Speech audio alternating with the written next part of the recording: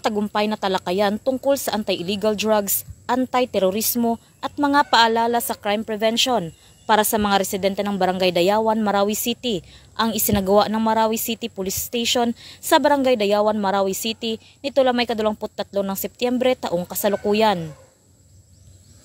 Ang naturang aktibidad ay naging inisyatibo ni Police Lieutenant Muhyiddin G. Pagayawan, Chief of Police, katuwang ang mga barangay officials at iba pang residente ng naturang lugar. Layunin ng talakayang ito na magbigay kaalaman sa mamamayan hinggil sa masamang epekto ng paggamit ng iligal na droga, terorismo at iba't ibang uri ng kriminalidad upang mapalakas ang kanilang kamalayan at kahandaan laban sa mga banta sa kapayapaan at kaayusan. Sa pamamagitan ng pagbibigay ng tamang impormasyon at praktikal na mga paalala, inasahang mahihikayat ang mga komunidad na makiisa sa mga programa ng pamahalaan at ng kapulisan para sa pagpapanatili ng ligtas, mapayapa at maunlad na pamayanan.